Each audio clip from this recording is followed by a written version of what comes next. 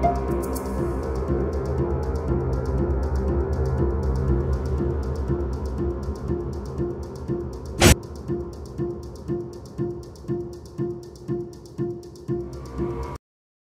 mga kapatid, viewers, sa lahat po ng makikinig ng video. So isa po kami sa taga-Defend ni Pastor. Isa din po ako sa ex-worker, lumabas na din po ako. At ngayon, kahit nandito po ako sa labas, patuloy po kaming loyal at faithful kay Pastor. Grateful kay Pastor.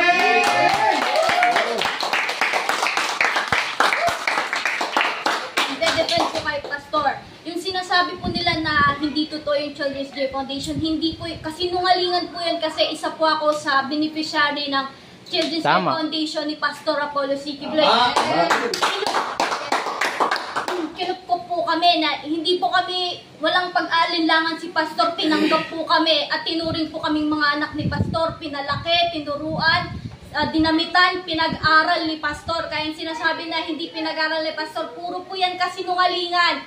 So, Risa Ontiveros, yung hinihingi mo na mga list ng mga student scholar ni Pastor, hindi po agad-agad mabibigyan kasi hindi lang po sa Jose Maria College yung scholar ni Pastor. All over the world po, lalo na dito sa Pilipinas. So, hindi po yun basta-basta mabibigay lang.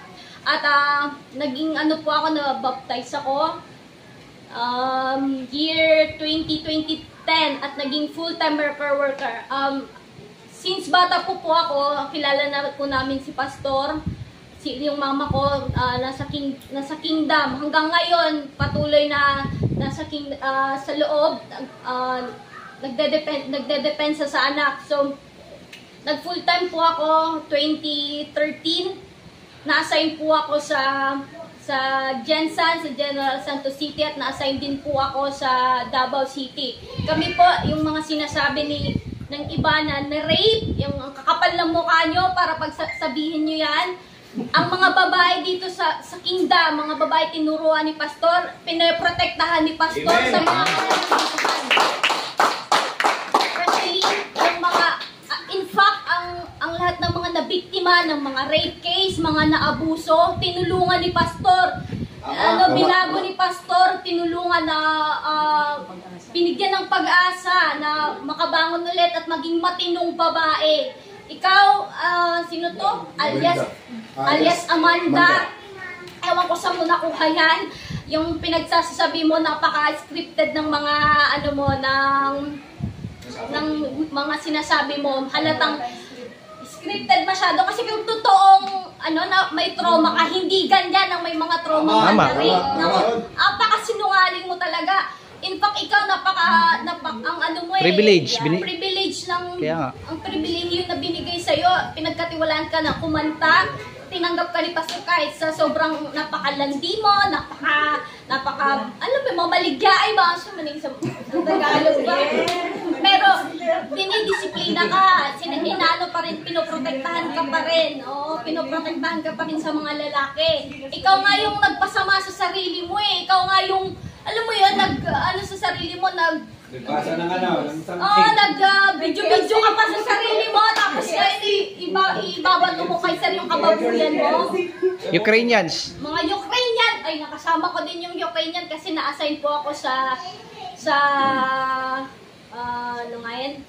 HRD? Hindi sa pagkakantagad sa nakasama ko yung Ukrainian choir. Hindi naman sa talaga. Oo. Kumakanta lang, yung mga Ukrainian na yan. Hindi ako nag-position. Dito lang sa Manila. Special group yun, special group. Hindi naman yan maging tao kung hindi kay Pastor yung mga Ukrainian na yan. Yan sila, kinupkopyan ni Pastor dahil nakita yan dun sa Ukraine, walang-wala. Napabayaan. So si Pastor kumupkup sa kanila na walang hinintay na kapalit.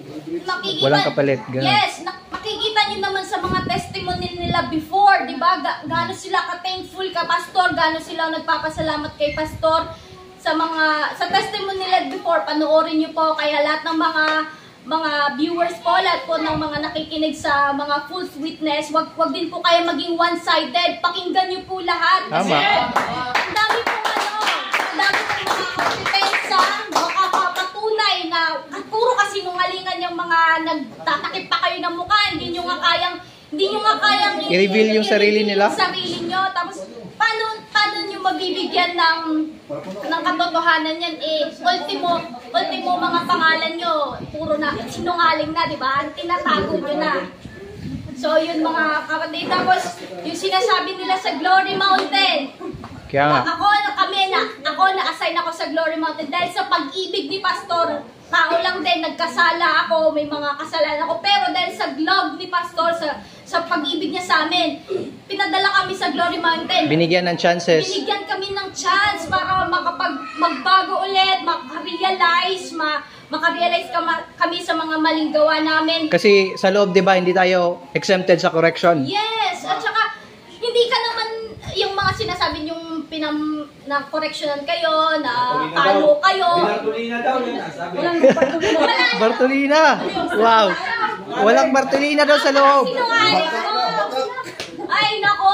Disiplina lang. Disiplina meron. Pero Para magtanim lang ng bulaklak. tsaka before kayo magsasabi ng Tinorture daw? tinorture kayo. Ay, yung pagtatanim ng bulaklak, torture ba yun? Bawalis pa dito. Yung magwawalis, torture ba yun? Torture ba yung 3 times a day ka kumain? Ano lang gagawin mo dun? Magwawalis ka lang, tapos tutulog agad, supply agad. Torture ba yun? Ang lamig ng tulugan mo. Hangin. Ang ganda Ang fresh ng hangin. Yes, ang ganda ng tahanan mo dun sa upper. Ang ganda ng Pagkain. mga bulaklak. Ang sasarap ng Sarap ng pagkain. Torture ba yun? Pinagbuhat ka lang ng bulaklak, tinorture ka na agad. Kasi sa kingdom, isang pamilya tayo. Isa sa pamilya, kung nagkamali ka, disisiplina talaga. May correction talaga. Yes. Para matuto ka. Halos sumabot din ako ng taon doon. Wala akong nakitang baril doon. May sandstore ba doon? Grabe talaga. Ang galing nyo. Ang galing nyo gumawa. Ang galing gumawa ng story.